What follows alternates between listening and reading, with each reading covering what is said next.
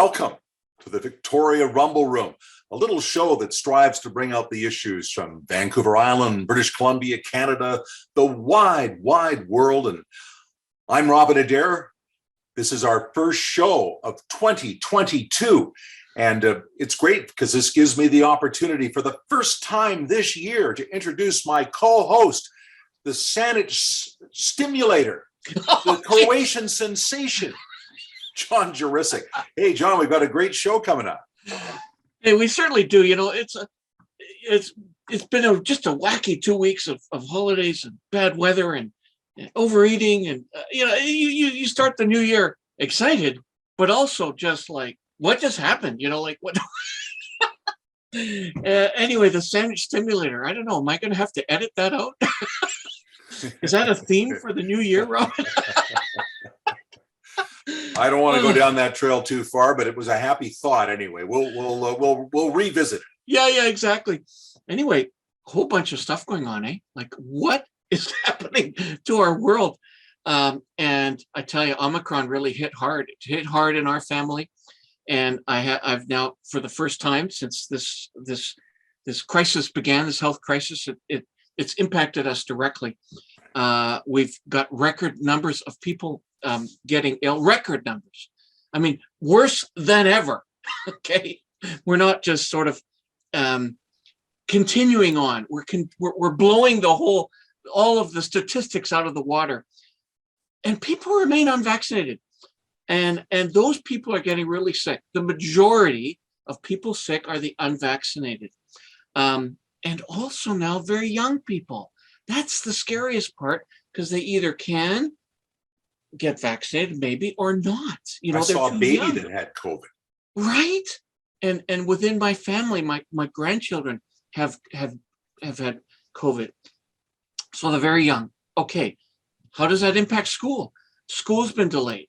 More public health orders will be in place before we can get through this new wave of misery. That's a good line. New wave of misery. So that doesn't really fit well with the Happy New Year. However, let's view this from a cup is half full. Wear a mask. Stay away from big groups. Keep your distance if you're feeling sick. Get tested. Stay home. Continue to do the protocols. Good news is, in fact, a lot of us are getting the boosters. A lot of young people are getting their shots. And as a start to 2022, we can and will beat this thing, but we're not out of the woods. Continue the protocols. Absolutely, John. And I think Dr. Bonnie Henry is showing some really steady leadership. And I know there's been talk that maybe she should have done this or she should have done that. Is Dr. Bonnie Henry doing a perfect job? Well, sure, there's been hesitation at times, but we're all learning as we go. From the top down, we're learning as we go. And what I would say is it's pretty disgusting that some people are actually writing hate letters on social media to Dr. Bonnie Henry. And, you know, we're getting through this. She's helping to lead the way. And for those with hateful thoughts, I say, turn them on yourself. And I think that would be the best advice we could give on the show about that. And the last thing to say about it, thumbs up to Bonnie Henry. Exactly. But the change topics, John, topics. Boom. This is I can still move this as is an quickly. enigma that I'm feeling quite upset about. Mm-hmm. I'm feeling optimistic about Omicron and the way we're dealing with it, but I'm quite put out about the Old Town situation, the third floor of the BC Museum, which is being closed and removed. It's a black eye for the museum, John. Robin, I've worked with First Nations in a consulting capacity now for about 4 years. And the overriding sentiment coming out of that entire experience is, I didn't know what I didn't know. All right. And I'm going to elaborate that as I respond to this BC Museum third floor issue. Is the museum perfect? Well, no. What is perfect? I like to say that I am, but I clearly am. Should it be updated? Of course, everything should be updated. I think I could update anything around my entire life every month or so. But this tearing down of the past and rewriting our history, Robin, it's, the agenda of a group of woke idealists. Let's revisit. We don't know what we don't know. So let's educate, not tear down. Let's learn, not cover up. And they want to remove any memory of our so-called colonial past. Are you kidding? I remember going through that gorgeous, memorable third floor with my children. I don't ever recall actively saying to myself, gee, I'd like to block out the entire First Nations experience of our country. I don't remember thinking that, seeing that, anything. Certainly we can try to be educated, but we don't have to eliminate. This is very important. These idealists, they are ignoring the wider community and ramming through their agenda with the misguided help of BC's tourism minister. This is very frustrating for me, Robin. And John, I think a lot of people are upset about this. You see continuous letters to the editor in the Times Colonist. You hear it on the street. People are shaking their heads, and not just people in our age group, but people across the board. And they're wondering, what are we doing? Now, as for the closure of the third floor at the BC Museum, I thought the columnist Laurie McFarlane really hit the nail on the head in a column he just wrote in the Times Colonist as he forwarded a definition of wokeism. And he provided a definition from Psychology Today, a very prominent magazine. And that was that it is a system of thought and behavior characterized by intolerance and policing the speech of others, providing one's own superiority by denouncing others. And I think that actually kind of captures it. The people are ripping apart our museum, and they say they're doing it for Indigenous people. But the Indigenous people haven't asked for this. They would like to play a role in enhancing the Indigenous story at the museum. And I say thumbs up to that. Could we do a better job of talking about our First Nations and their history and their impact in this province? Of course, we'd all want to see that. But I don't think that means that we have to bury the arrival of Europeans and people from other parts of the world that have come to British Columbia and enhanced this place and also have a story to tell. I thought that McFarlane made a very strong point when he said that not a single country on the planet has a pristine history. There have been wars continuously. There have been occupations and invasions and bloodshed. And even our First Nations, before contact, engaged at times in this kind of behavior. It's all part of the narrative. It's part of our stories. And I think that we need to tell everyone's story accurately. And that's the way I see it on that issue. Well said, Robin. The human experience is a convoluted, complicated one, as you have alluded, and as Laurie McFarlane alluded to. I worry. Once that old town is destroyed, it's gone. We'll never see it again. Huge memories, a crying shame, man. I can't recall the number of times I went in there with my kids and loved it. I mean, just loved it and absorbed what it was trying to tell us. But however, it's a brand new year. Let's change directions right now. Time to introduce our guest on today's Rumble Room. So, along with COVID, we've had other crises, most of them weather-related. We've just had a major brush with winter, with record cold on the West Coast. Boy, I've had numerous personal experiences with that, falling and hurting myself. A number of records have been broken since Christmas Day. Throughout the year, we're getting records broken that we've never, from eternity, as long as records have been monitored. You have to wonder, is this now recently and just yet another sign of global warming? Well, let's ask somebody who knows the answer. Certainly a man who knows a thing or two about the carbon footprint and global warming. And that's Dr. Andrew Weaver, our local Dr. Andrew Weaver, a Nobel Prize winning climatologist, professor, at UVIC and former leader of the BC Green Party. Our big question today, I think that everyone's asking, do these record cold, record heat, record rain, does that mean it's too late to clean up the planet? I am worried. Let's zoom them in and find out. Now joining us for our big Rumble Room interview, the first of this new year, Dr. Andrew Weaver from the University of Victoria. Great to have you back in the Rumble Room. It's a real pleasure to be back in the Rumble Room. Well, you know, I've got my mask handy here just in case. Excellent. Yes, because there could be some foul air that we'll have to deal with, and you'll be able to do something about that. I wanted to talk about global warming. Yeah, okay. It just seems that everybody now accepts global warming. I haven't met anybody in the past year that doesn't say that heat dome last summer was caused by global warming. You know, this torrential rain. We had these atmospheric rivers, they're calling them now. People are talking about global warming for that. So at least in Canada, at least for most people, it's become accepted. Of course, yeah. What do you see as our future? Well, I see this is actually really empowering. It's as you know, I've been in fact, when you were working with Czech way back in the day, we did interviews on global warming. Must have been decades ago now.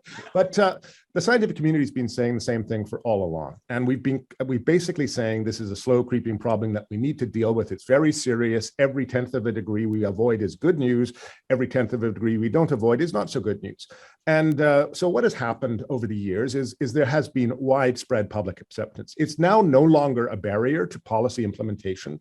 Is bringing people with you. The barrier to public policy implementation right now seems to be, in an analogous way to the denial sector, was actually essentially doing what they could to lobby, to throw in roadblocks, to create uncertainty on the science, to stop policy being brought forward.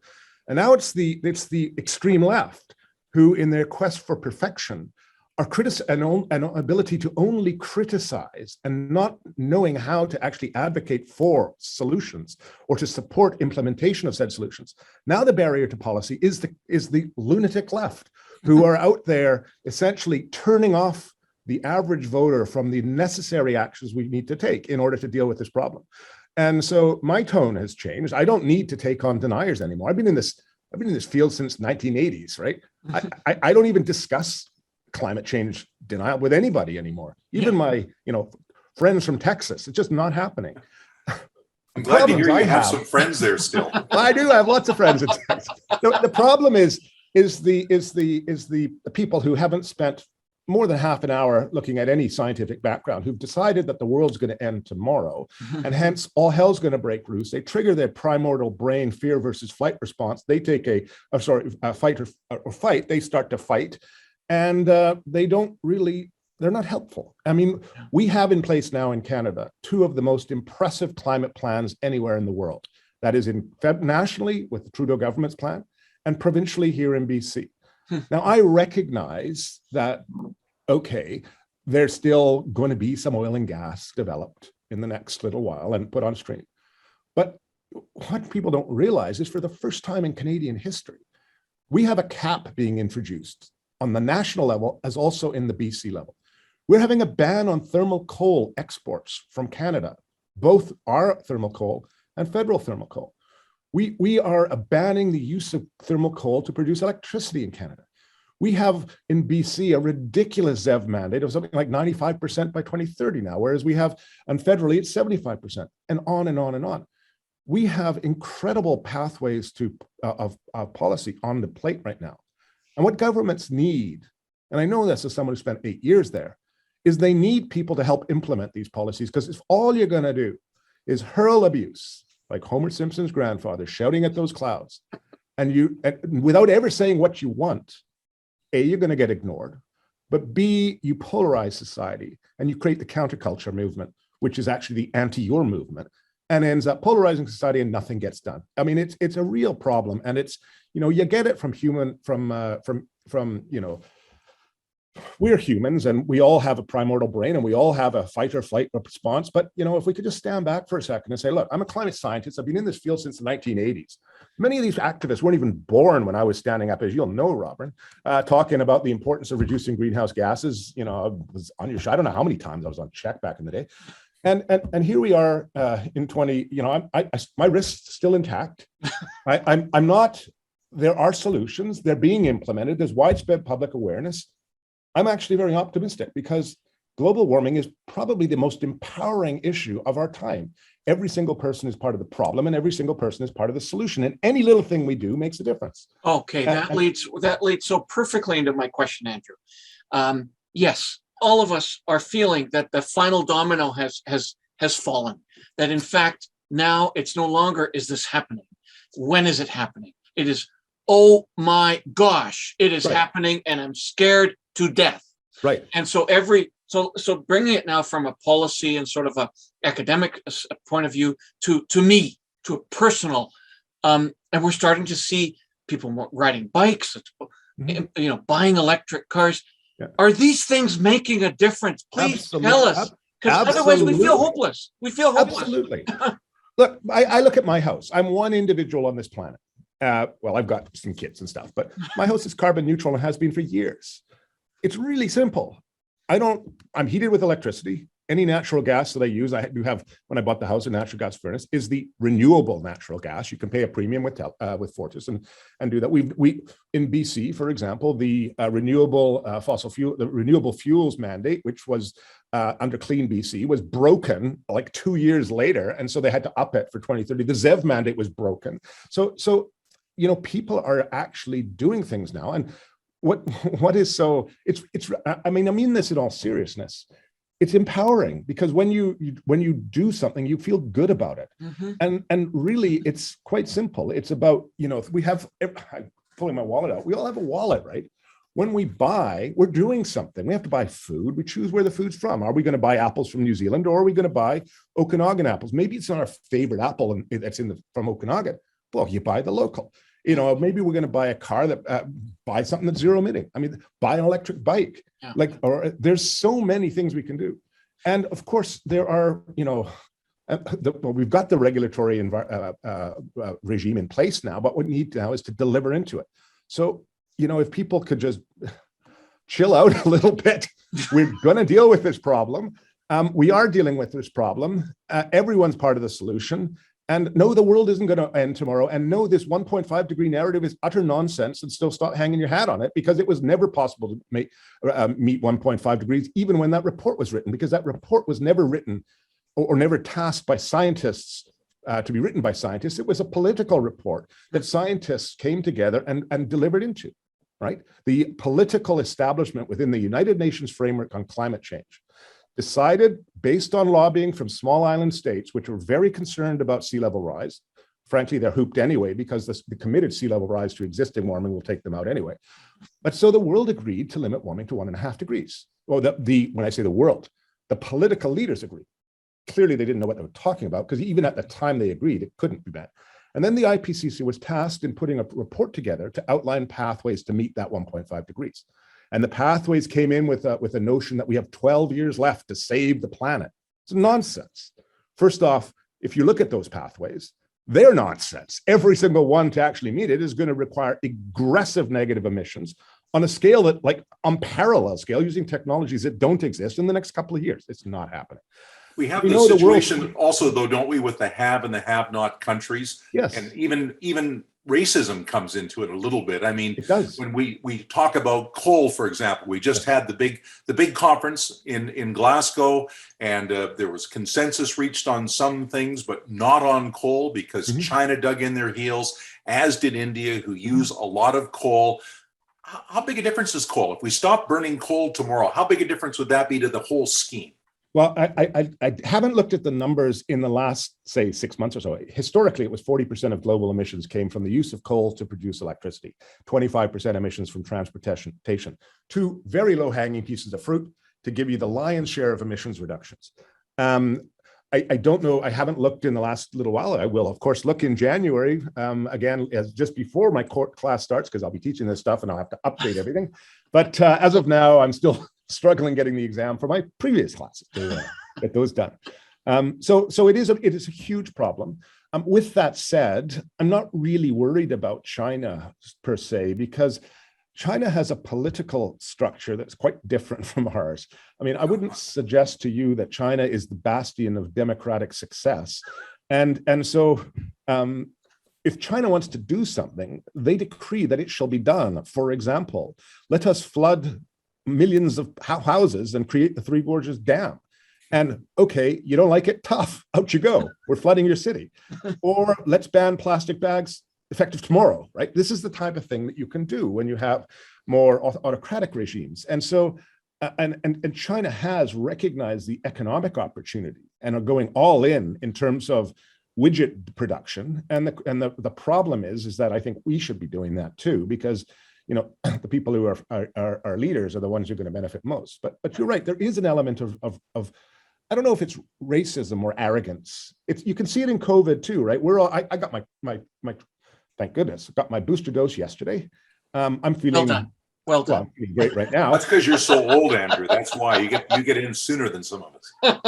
No, it's because I had 2 AstraZenecas, and we jumped the queue because the with 2 AstraZenecas they let you get your third dose. Go in sooner, right? Yeah. So well, yeah. By the way, great for you. I'd love to get my booster sooner than later, so I'm going to have to inquire about that. But let's you go should back. have got AstraZenecas when they were offered. Let's talk about the elephant in the BC room. Okay, more like wood in the BC room. Clearly, we get that it's important to maintain healthy forests as they preserve wildlife and keep our air clean, etc. We all get that. However, that seems to be where the far left debate and a conflict is happening in BC, is in our forests. Is it possible for BC to preserve old growth forests and still have a viable forest industry? Yes. I mean, if Finland and Sweden and Norway and other jurisdictions around the world can do it, BC can do it. Look, there are solutions out there all over the place. And if the far left eco-socialist group would actually spend even just half the time that they spend screaming at the clouds, suggesting alternate solutions to couple the screaming at the clouds with, we'd be further on. For example, the thing that really bothers me most is that many of these folk who have been particularly loud were also very strong supporters of the notion of UNDRIP. That I'm very proud that when I was in government with John Horgan, and we ensured that we delivered on a commitment in our confidence supply, which was to bring UNDRIP into BC, the only province in Canada to do it at the time, and others are talking about it. UNDRIP is United Nations Declaration of Rights for Indigenous People. Thank you. And in essence, it embedded in that is the notion of free, prior, and informed consent, which is not a veto. It's about respect and about historical rights. And so it's really important. We've got that in. So the government brought it in and then made an announcement that they can't do anything about this without consulting with Indigenous communities. You'd think that the same people who were out there on the legislative steps saying we need UNDRIP would actually recognize, yeah, we got UNDRIP, and you can't just ignore UNDRIP now, right? It's like, go figure. It's as if these guys are living in some kind of tent somewhere, out of touch with reality of what's going on in the world, and thinking like there's no strategic foresight, there's no communication strategy. It's just shoot from the hip. Well, you're making a point that the protesters blur their own message with some of their actions. We just had a protester recently attack the forest minister right in front of the legislature. I mean, what kind of a message does that send? Catherine Conroy is one of the nicest people in the BC legislature. I know her fairly well, obviously, for 8 years. I was there. She's an absolute diplomat. She's exactly the type of person you want in politics, someone who's thoughtful, someone who's conscientious, someone who actually cares. I hope they catch this person. And I'm worried that actually we're going to see some of these people getting charged with inciting violence, because it's not helpful to advance public policy if you lose control and start to advocate for anarchy, because anarchy doesn't solve anything. Anarchy creates more problems than it does. And guess who's going to be the first ones to be calling the police when anarchy is happening? It's the same people who caused the anarchy in the first place. But now they want the police defunded, so they're not going to come to the rescue. I mean, it's just, they're just not thinking this through. And it's actually, I'm just shaking my head every day at that. That's what's going on in broader society here in BC. We're particularly weird in BC, but anyway. We've always had that wild fringe in British Columbia. I did want to ask you about some of the alternative energy myths and realities. And one of the myths out there is that the big oil and gas companies are actually deliberately blocking all this technology that could be used immediately to replace it, but they want to make their profit. Now, I say it's a myth. Maybe there's some truth to it. There always seems to be some truth to every kind of rumor that goes out there. But what's your feeling about that? Are there technologies that we're simply not using because there's bigger forces that want to stop it and suppress it while they make their money? So I would suggest to you that there historically was an awful lot of truth in that statement, an awful lot of truth. I know that, and I've seen the international lobbying by the oil and gas sector. I've seen the internal documents that were made public. A lot of that was going on. More recently, there's a recognition that the writing's on the wall. But again, the oil and gas sector does have a very strong lobby. I remember when LNG Canada was lobbying in BC, they came to lobby me. I looked at them and had one response. I basically said, "How do you sleep at night?" and left it at that, because for me, it was not even a viable economic model for LNG Canada. I still don't believe it'll ever be built because it doesn't make sense economically. But I do know that they're still lobbying for that. And I do know that some within the oil and gas sector think that natural gas is a better product than burning coal, and therefore it's a good thing to do. They're misguided, in my view. What we should be doing right now is it's not really about stopping the production of natural gas. It's not about stopping the production of oil. It's about recognizing almost what was recognized in Alberta when Peter Lougheed was premier decades ago. What Norway has realized is that the fossil fuels were here on this earth for a finite time. We know that we've used them too much. There are really good uses for them moving forward. Like, so much around us needs fossil fuels, and burning it is only a small portion of what we use them for. We don't need to burn this stuff. There are solutions for almost everything off the table, on the shelf. The problem is markets can't deliver the demand right now. Just try to buy an EV if you're not in BC or Ontario. You won't be able to, because BC and Ontario have very stringent ZEV mandates, and dealers have to meet them or they pay penalties. So and it takes time to ramp up and do this. So we are in the transition now. What we should not be doing is, going all in on offshore oil and gas exploration or starting new exploration here, there, with it. That's not helpful, because that's, if we want to deal with global warming, we got to transition now. So, but in terms of electricity, well, BC is fine. We're basically 100% renewable, but all of Canada should be 100% renewable. There's no reason why we're not. There really is no reason. We have so many natural resources. All of North America should be 100% renewable. We're working really well with California and BC, stabilizing their load. They have peak solar, which is, they have too much solar at midday. We let our dams fill up midday. We buy their cheap solar and we sell them back hydro at night. These are the kind of synergies that are beginning to occur. We're going to see more integrated smart grid systems. They're starting to happen. And that's really exciting for young people today, thinking of the opportunities for distributed smart grid systems, you're going to have time of day billing. All your electric cars are going to be plugged in, stabilizing the load at night. Your appliances are going to have meters on. You can choose when your dryer is going to go. This is all fun, right? Okay, it's a little less fun if you're 75 years old. You don't want to learn how to program your dryer. I get it. So, but that's not the problem, right? It's just changing technology as we move forward, and that's we'll deal with this problem. And don't worry about 1.5 degrees, because there's nothing special about 1.5 degrees. Andrew, as you know, as Rob, my strengths, all of my life, I've been involved with sales and marketing, and I know, yeah.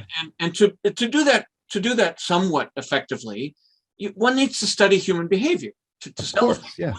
You need to know how someone will respond to what you say. Exactly. Well, all of that went out the window at the beginning of COVID. I have now seen human behavior that makes no sense, that I've never seen before, and frankly scares me. I mean, there are people in our city that likely have 50,000 rolls of toilet paper, and they will never use them in their lifetime.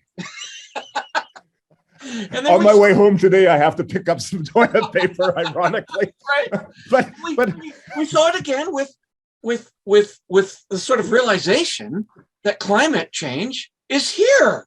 sorry, I can't stop laughing about the toilet paper one. That's okay.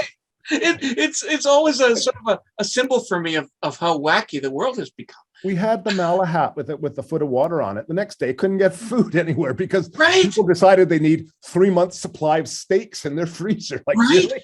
And we're gonna. Yesterday there was a lot of gas. Tomorrow there wasn't. So I'm going to get into a line. So the question becomes, this is really. Stop laughing. Oh God, I'm we so- can still laugh. It's not funny. It's No, so sad. But what else are we going to do? So here's my question to you: are we actually prepared? How does someone get prepared for? There will be more of these crazy incidences when the very worst of human behavior exhibits itself. Well, the good news is, I suspect we're not going to be having a heat dome next year. We got a La Nina going on right now. We're going to get crappy winter with lots of rain and maybe tons of snow. And then, coming into the spring, it's hard to project. It's unlikely we're going to get 2 years in a row with heat domes. Who knows though? And people forget, and on they go back to their merry ways, because as you know, and this is what many in the activist community don't realize but you clearly do, John, because you're in sales, is the average person is not thinking every day about Fairy Creek. They don't want old growth logging because they think that that's important, and it is important for biodiversity, absolutely. But they're also worried about putting bread on their table. They're worried about getting their kids to soccer, getting their kids to school. They might have aged parents with some illnesses. You might have to make ends meet, and it's a tough month. The last thing on their mind, and certainly it turns them totally off, is the activism that's happening. And when they see civil disobedience or they see anarchy, which is what you're seeing with some of this old growth protest, I would argue that half of the protests are not even, I'm not even convinced that half of the people know what old growth is. I truly am not convinced that they know what old growth is, because it seems to me that people think trees by definition are old growth. It's just very, very disturbing. And I'm just hoping as we emerge from COVID, a calmer sense of rationality takes over, and we can get back to kind of thoughtful policy. And I think, despite, it was a lot of work, I think we did that from 2017 to 2020. I think the NDP have continued that on. I think they've done quite a good job. And I'm not an NDP guy, right? I have historically always been centrist. I have historically, hey, I supported Robin Adair when he was running way back in the day. Any of us made that mistake, Andrew. But they've done a good job, and they deserve credit for that. And I just wish more people could give more credit when something's done well and just stop complaining about everything. Always a pleasure to talk to Dr. Andrew Weaver, such an interesting guy, so many angles. And it's interesting, we've had a lot of feedback already on comments he's made about the environment. There are people out there who've written rather long dissertations on how global warming, in fact, is natural, and this is being exaggerated. And I do think that there is an argument to be had that there are natural patterns that fluctuate in terms of the environment, but it's the rapidity, it's how fast this is happening. It's almost like a blink of an eye. We're having all these dramatic changes in temperatures, and you see the amount of pollution, there's a carbon footprint. It's something that has to get fixed. And I'm really hoping there's more dialogue on this, because I think we need to all get boned up on this issue, because it's the issue of our lifetime. You'd think it'd be Omicron, but really, I think global warming in the bigger picture is a defining issue of our age, John. Yeah, and totally agree with you, Robin. And that's a good way to frame it. Omicron will be beaten. Science will figure out a way. We will come out of this, but a little difficult to change the weather. A little difficult to change the weather impacts. So it's great to hear from Dr. Weaver making a great show. However, we got a great show next week too, right? Right, and this is fascinating. I love getting the mayor of Saanich, Fred Haynes, on the show, because of course I live in Saanich and I'm the mayor of North Tulip, as you know. so lots to discuss, and let's face it. Come on now, Victoria, come on, Langford. whatever happens in Saanich affects everyone on the South Island. Okay, come on. And so it obviously the biggest municipality.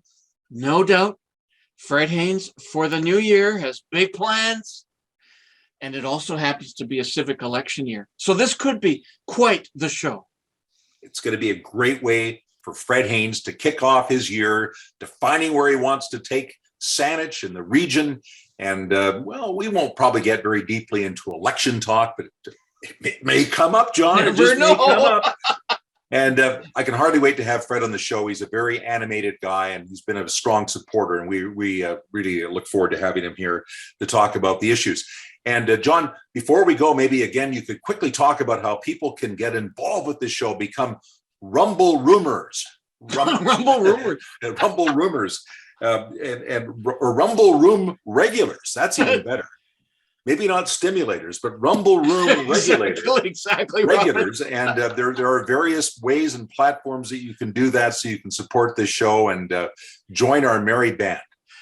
Well, to become a triple R, well done. That's great. I think people likely will have forgotten, over the holidays, how to connect with us, how to follow us, how to watch us, and how to listen to us. And here are the ways. There are many. First of all, most of our action happens on Facebook, that being facebook.com, Victoria Rumble Room. A lot of action as well on Twitter these days, at Victoria Rumble Room 1, the number 1. Our sites are housed, all of these interviews and little spin-offs that we produce are housed at our website, victoriarumbleroom.com, and our YouTube site, Victoria Rumble Room with Robin and John. And then we have activity, sometimes none to zero, and sometimes a ton on both Instagram and TikTok. And you're going to obviously see the addresses as I'm speaking. So consider joining us in what we think will be a tumultuous and active 2022. And on that happy note, you're John Jurisic. Yes, I am. Look, I have forgotten. The mayor. Let me introduce you again. This is, in fact, John Jurisic, the Croatian sensation, the sensation of Saanich, signing off, right? Let's rumble on.